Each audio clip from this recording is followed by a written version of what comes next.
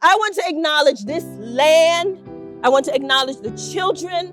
I want to acknowledge the Nacotchtunk people, the Kanoi people, the Piscataway people, all of the people of this area whose names we cannot call anymore because they were erased, but whose spirits we can still acknowledge.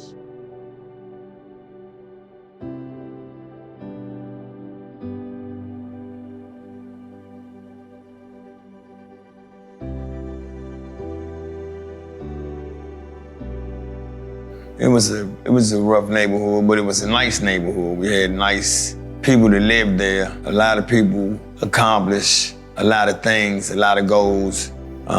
This is like any neighborhood that's a rural, urban area. But we had a lot of togetherness.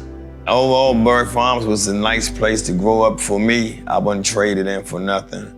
I got my bumps and bruises, but I also got a lot of positiveness. The DC Legacy Project held 3 different mobilizing events. The first event that we held was a focus on the past. And after we had some conversations in the Thurgood Marshall Academy, which was where it took place, we then started to walk. We walked at different locations in the community, and we talked about education. We talked about the power of what it must have meant for these Black people who experienced so much inequality to entrust their children into the schools and hope that their children would have the opportunities that they were denied. We walked at other sites, and then we went up the hill and we went to Berry Farm.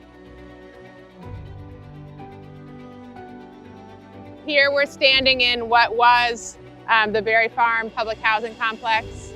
Berry Farm Dwellings was the formal name, built in 1941 on land that had been Black owned. There were 23 landowners that were still here, cultivating vegetables, and had very large lots. That land was taken using eminent domain, taken to build public housing on this site.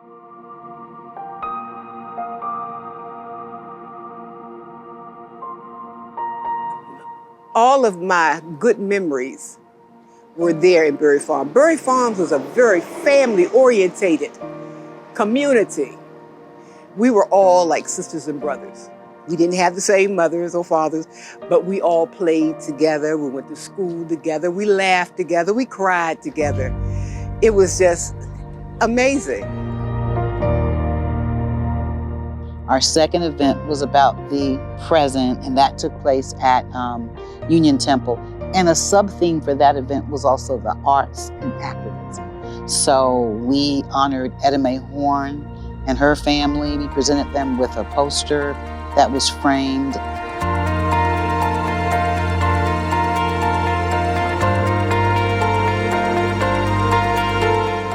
We also had a performance by the Junkyard Band, and the Junkyard Band got their start here in Berry Farm. So that was very much about the art and the activism of the present.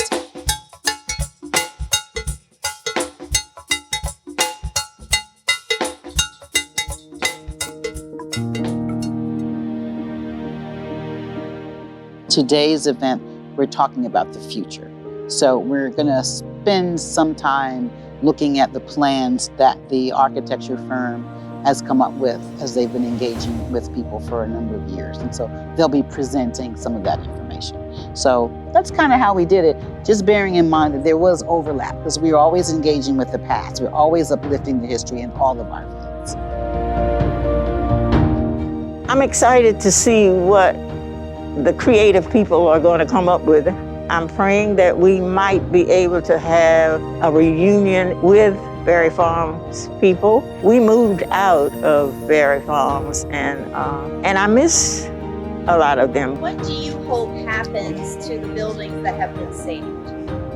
I hope that they become a museum, you know, that people that grew up in Berry Farms back during that time can look at that and say, or remember the life that they had there, the memories, the good memories, because there were good memories.